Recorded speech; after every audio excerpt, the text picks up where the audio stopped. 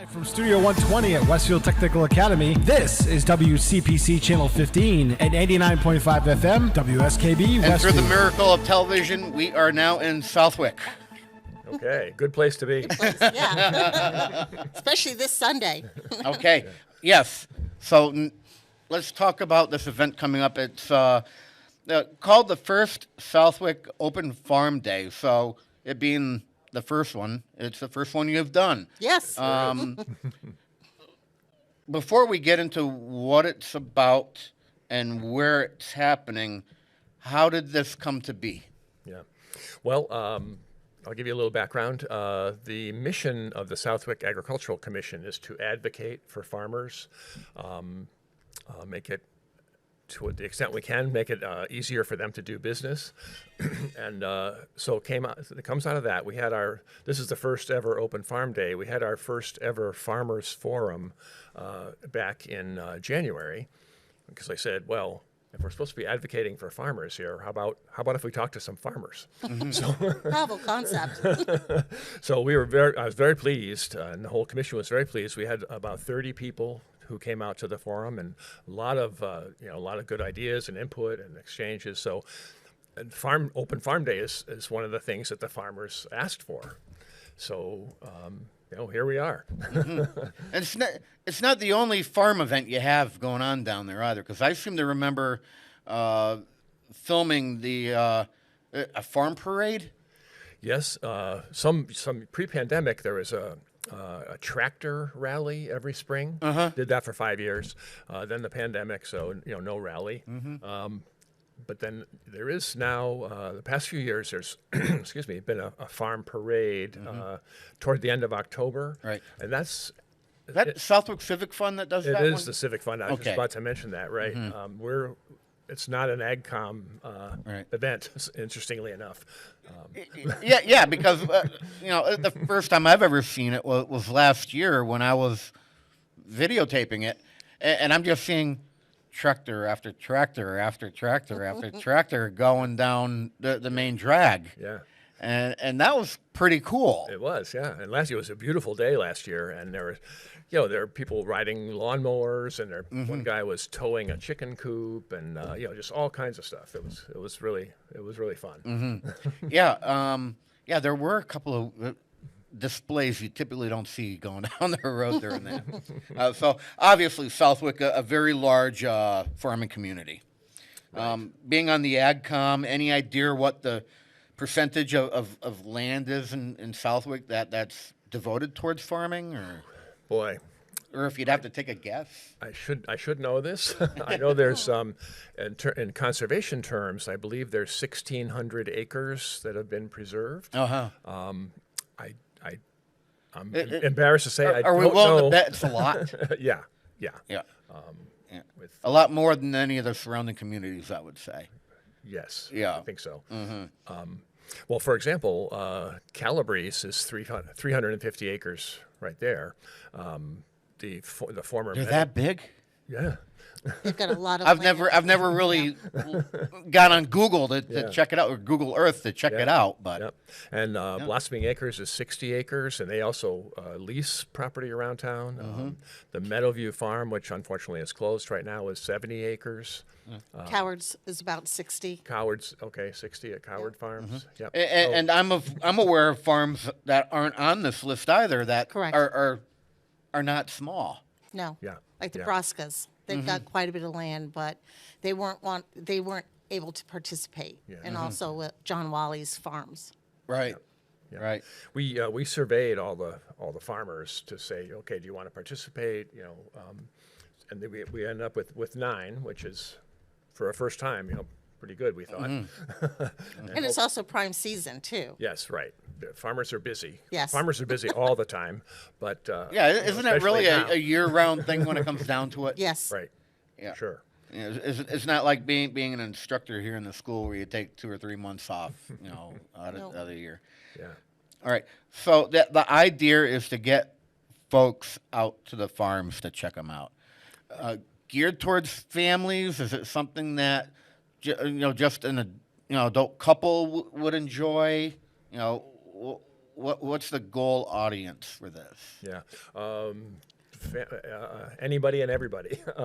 Families for sure. We're expecting and hoping to see a lot of kids. But and some of the there's there are pony rides at one location and hay rides at another, and the history museum might appeal more to the older group. I'm not sure, but it's a wide variety of events and activities. I definitely see it being family friendly because, like Firefly Fields, for instance, kids are going to be able to play with pigs, chickens. Yeah. There's goats. Petting. I believe she's also opening up pony rides. Kleinview Stables are doing pony rides plus horse rides, so adults can even participate with that. For sure. Yep. I'm not even paying attention to our sign over there. I know.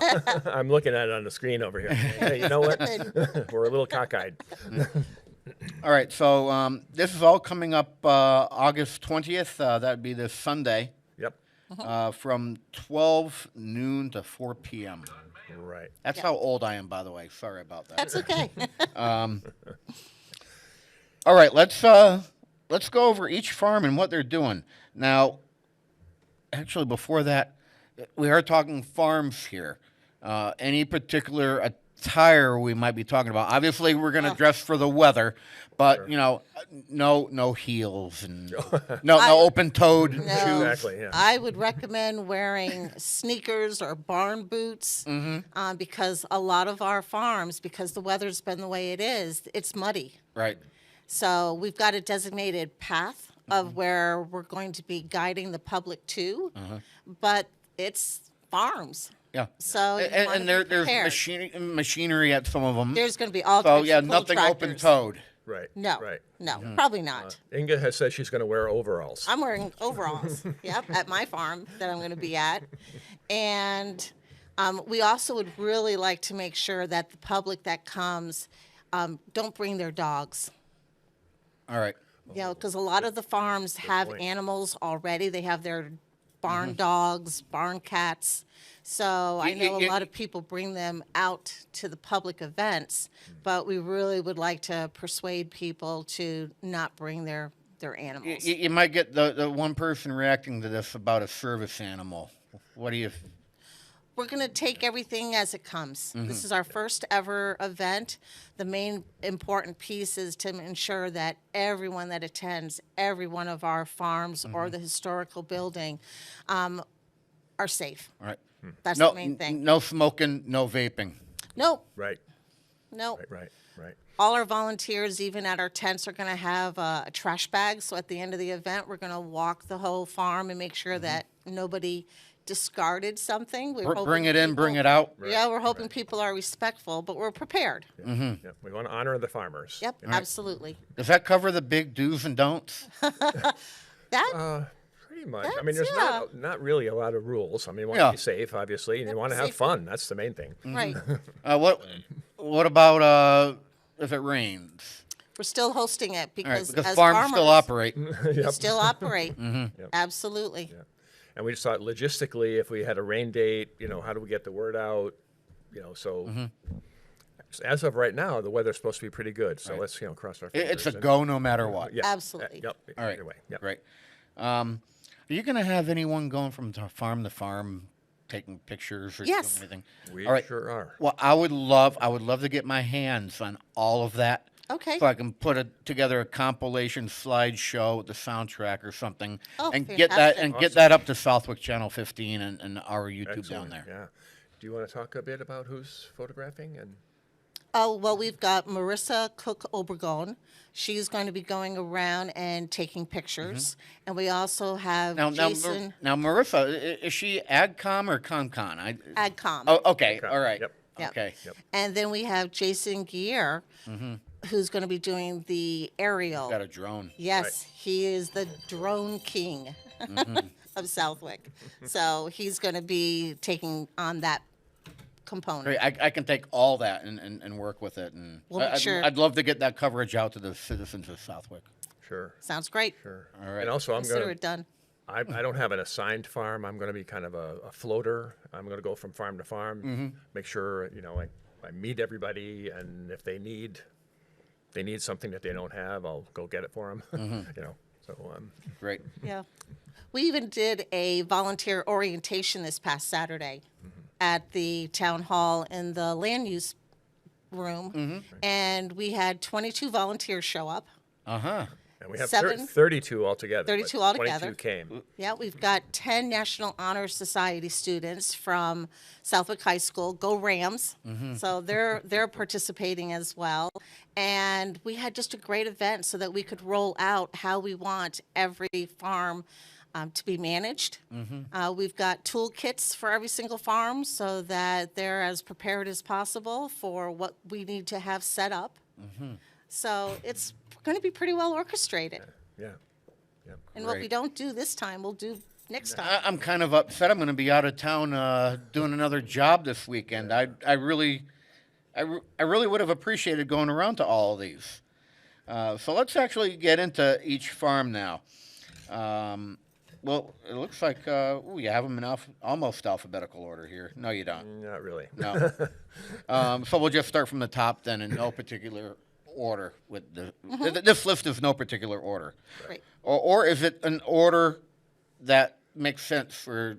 How does that work out? Actually, if you look at the map, does that make any sense? Is there a route involved here? No, there No, isn't. there really isn't. Okay. That's a good point for next year, though. Well, originally we were bouncing around a couple of different ideas. Do we start at Wally Park and have people leave from there? And then we looked at the fact that we only have 4 hours. So we decided to make it a farm trail. So that no matter where the participant starts, they'll get their passport that has a list of all the farms. They'll get one of these cute little stickers on that passport. And then they go from farm to farm based on the activity at that farm. So you get to pick and choose where you want to go. Somebody might decide to go to, say, Solac Farm for the full 4 hours and hang out with the baby calves, listen to how they harvest honey, and look at all the cool tractors. Right. And then walk the vistas down to Klein Road, which is where I'm going to be at the Kleinview Stables, and do a horse ride or a pony ride. So it's really whatever they choose to want to do. All right. And again, no order to No. it. No course No. you have to take. No, You can start anywhere and end anywhere. and end anywhere. Right. All right. Well, let's start with, is it Bissy? Bissy? It's Bissy? actually Bizai. Bezai? Okay. So first up on the list is Bezai Farm. Where do we find that? Oops. Whoop. Go ahead and talk while I fix that. Okay, it's on North Long Yard Road. The address is in the brochure, 146 North Long Yard. This is actually a former dairy farm. Roger Bizai owns it. His family it's the 5th generation now. His grandkids are the 5th generation. So what they're going to do is he has photographs of the farm and the dairy operation. He's going to kind of tell his story. And then there are trails. It backs up to Proven Mountain. So when you get up to the top of his field, you can the beautiful vistas there. You can see you can see from there to the ranch golf course. So he's going to be giving some tractor rides to folks there. Some people maybe just want to walk it, kind of hike it. When you say tractor rides, are we talking about a tractor pulling a trailer or something of some sort, or are you actually getting on the tractor? Oh no, it's more like pulling a trailer. Oh, okay. So like a Halloween type Yeah, hayride Correct. type thing. All right. Correct. Yeah, Anything so- else at that farm? Excuse me. No, that's fine. He does have. There's one milking barn that's still on the property. He leases it out now for hay to grow hay for other dairy farms. How prominent are dairy farms in Southwick? They've They've disappeared. disappeared. There aren't really. Yep. Yeah, there used to be. I thought my my co-host was going to be here today, but I was off by one day. She's coming back from Alaska now, but normally I have Kathy Palmer here, who of course was Palmer Dairy, and about a year ago they sold all of their cows. Yeah. Yeah. Yeah. There aren't any anymore. Yeah, that There kind of was stinks. Beeseye, there was Prifty, Red Willowitz, Pioneer Dairy. So there were quite a few back in the day. When I was in elementary school, and this is going, oh boy, late 70s, we went on field trips to the dairy farms in Southwick. And I still remember that. Mm-hmm. So, it's a shame it's come down to that. It is. But hopefully that land can be used for other types of farming. Yeah. Yeah. Yeah. Because it's all open space, right? Yes. Yeah. All right. Up next, Blossoming Acres. Where is that? What are they doing? Everybody knows Blossoming Acres, don't they? Right on College Highway. I think of where the Big Y and the CVS is. It's just about a quarter of a mile or so north. Mm-hmm. They are open all year round, selling vegetables, and there's a bakery and other goods. Is this the location where they used to have the big plant sale in the spring? All the flowers and whatnot. Oh, you might. That was Meadowview. That was okay, Meadow- That was yeah. Meadowview. Right down the road Right from down there, the right? road, yeah. Yep. Okay. I mean, Blossoming Acres does have spring plant sale, but I think the big one was the Was. Yes. Was. Yeah. Okay. All right. So it's not that the one was, but it's the other one. Correct. All right. Sorry to interrupt there. So what do we have at Blossoming Acres? Tours of the farm. Kind of a behind-the-scenes look at the operation. They're going to be doing hay rides, in a wagon. Right. And then they have a retail store there, obviously, so that'll be open. Yeah. So I should point that out. The event is free, but there at some of these locations there are products for sale. Right. So just to let folks know. Right. And Lanita has a phenomenal baker. Yeah. So there's plenty of homemade baked goods. There's soups. There's homemade gravy now that she even sells. It's just an emporium of delight. Now I really wish I was in town for that. Yep, the best way to describe Lanita's operation there. And she's a farmer that whenever I've gone in there to talk to her, she's never there because she's out on the farm, Right. she's out on the property, and she leases quite a bit of acreage around town for her product. And she's also a member on the Agricultural Commission as well. So her the products there, is it the fruit, the vegetable, that type of farm? Lots of vegetables. Right now, she has a section outside with all her root vegetables, the most delicious carrots and colorful carrots, lettuce, tomatoes. Her corn is phenomenal. We could just go on and on and on. Well, I'm glad to hear that all of that's phenomenal because, getting off track for just a minute here, a lot of the rains we had have caused havoc with farms. Yes. Oh, yeah. I know that up in Hampshire County, Hatfield, Hadley, they got Devastated. nailed Yeah. big time. How did Southwick kind of fare with all the excess rain we had? Not some impact, of course, but not as bad as places like Hatfield and Hadley. We're going to be talking about Calabrese Farm in a minute, and there was an article actually in the Springfield Republican recently. Yeah, about, they were on the local news channel too. Okay, so they, for example, they lost 10 acres of corn. Corn has a short, shallow root system, so when it's rainy and windy, it blows over. Yeah, you mentioned a lot of root vegetables. You figured with all the rains that they'd be saturated and that crop would be lost too, but apparently that's not necessarily the case with vegetables. I think it depends on where you plant them. If you're in low-lying lands, Yeah. Okay. likelihood of that being impacted by the amount of rain would be significant. But I have a tendency to feel that our farmers are pretty well versed as to where they want to put certain vegetables Right. based on Mother Nature, and we know we can't control her. So for the most part, the Southwick farmers aren't hurting Right. like some of the other communities because of all the I water. think that's true, yeah. Oh, that's good. That's good to hear. All right, you mentioned Calabrese coming up next. We are now at Calabrese. Where are they? What are they doing? They're on Feeding Hills Road. And again, like Across from Malicious. Delicious, Yep, right. right across the street from there. And like Blossoming Acres, I think everybody knows Calabrese. It's similar in terms of the retail operation. All kinds of fruits, vegetables, plants in the spring. They don't have a bakery, but they've got plenty of good stuff. Plenty of good stuff that you can Right. buy and maybe bake something at home. Well, sure. Correct, correct. Sure. And there'll be, again, as in a lot of these locations, kind of what people will see is a kind of a behind-the-scenes look at some of the operations. And, yeah, that's... All right. Is it Coward or Coward? Coward, Coward. Coward Farm. Coward Farm is up next on the list. Again, where are they? What do we expect to see there? Yep, they're on 10 and 202, heading out of Southwick, going into Connecticut. And they are known for their perennials, their vegetables, their Christmas trees.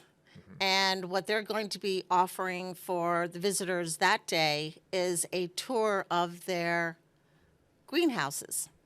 I have never seen a high-tech greenhouse like John and Teresa Coward has.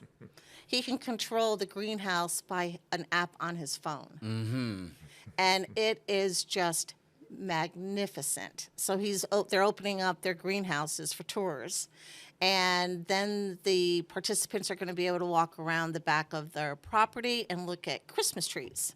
Because I think a lot of people believe Christmas trees grow the way that you purchase them.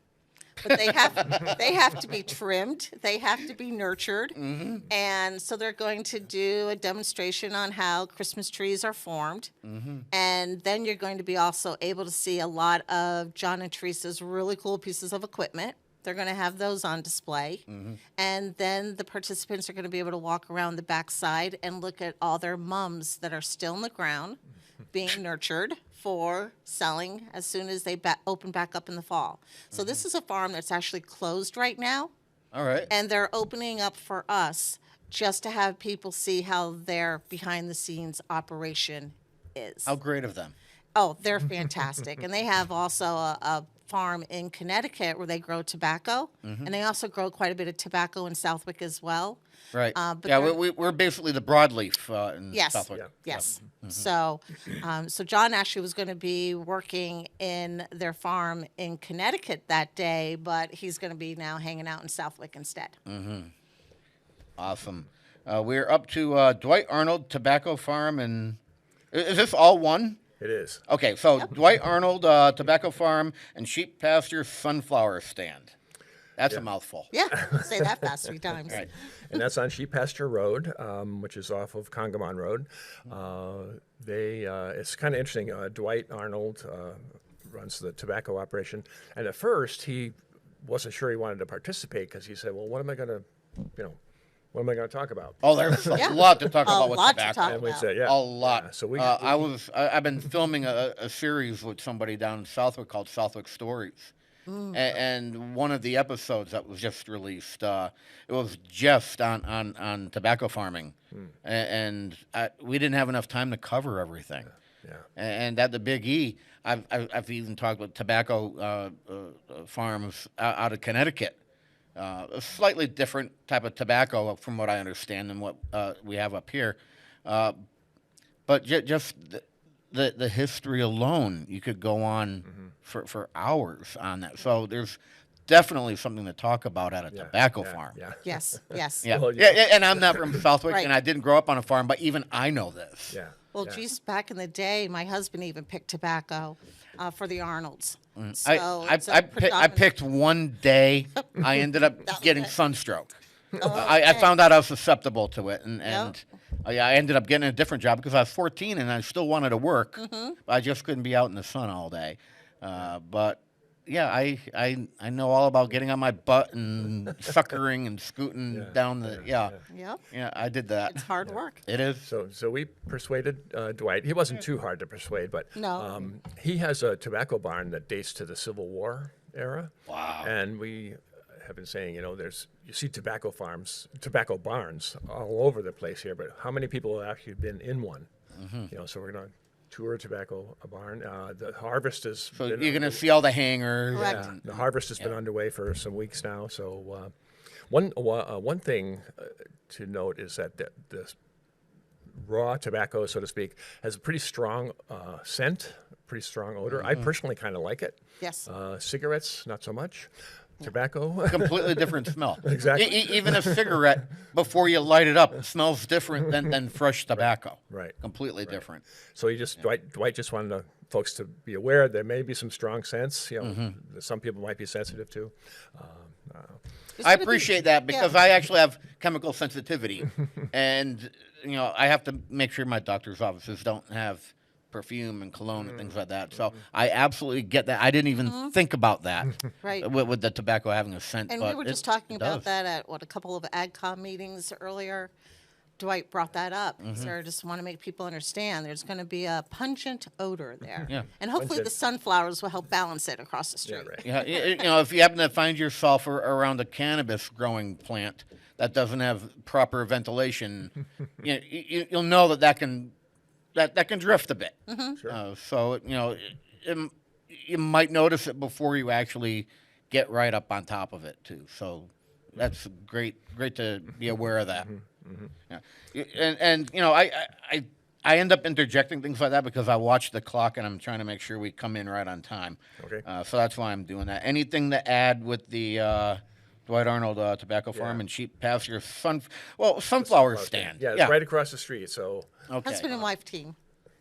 They're a husband and wife team. husband and wife. Yeah. Okay. Dwight and Karen. And she's had the sunflowers there for a couple of years, 3 years maybe, and it's a pick your own sunflower operation. So the sunflowers are already grown, Yes. and Oh, yeah. They're you ready. lop off the head and you bring it home and Cut and dry the seeds and Right. eat 'em. eat them. Sure. Or just for the just for decoration, okay. They're beautiful, So, yeah. Great. Firefly Fields Farm is up next. Where are they? What can we expect from them? Want to take that? They're located up on Babb Road, so they're across from Congamon Lake. And it's a precarious place to be. It's not right out in the field. It's up in a residential area. All right. And she's going to have a variety of different animals to interact with, from pigs, chickens, goats, ponies, and she's going to be doing pony rides as well, I believe for a nominal fee if people are interested. So it's just going to be a fun, interactive place for families. That would be a great stop if you got little people. Feeding the animals? I don't know if it's feeding. I think it's just petting. Yeah, just I think petting. so. Yeah, because I know even for like Kleinview Stables and for Solak Farms, they don't want anybody feeding their animals. Right.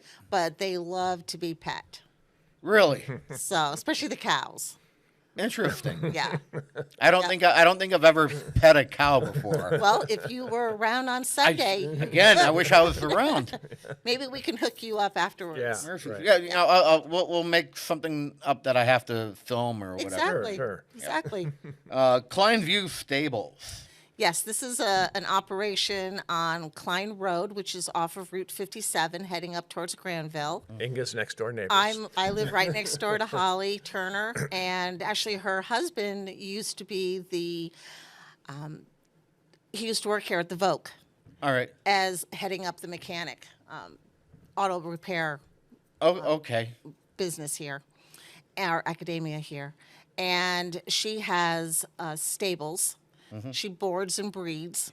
All right. And she's opening up for people to tour the farm and have pony rides and also horse rides. Because I said, well, it's great, little kids can get on a pony, but I'm sure there's adults. I've that ridden a wanna ride horse too. before. It was kind of cool. It's a really cool thing to do. Yeah. So that's what we're going to be doing up at Holly's. And Vale is going to have some of his cool tractors out as well. I'm going to have a cool tractor out on my property right next door. So it's just going to be a fun, interactive event with the horses. Awesome. Up next, I always said Solek, but I'm incorrect in pronouncing it that way. Solek. Solek. Okay. Yep, All right. Solek Solek Farms. Farm. This is a multi-generational farm, and it is operating 24/7. And they're going to be featuring their cows and also calves. They've got some adorable calves there that when I drive home, I see them out frolicking in the field. They're just so cool. So they're going to have the calves actually isolated separately. All right. So little people or adults can go and pet All right. and interact with the calves and also with the full grown cows.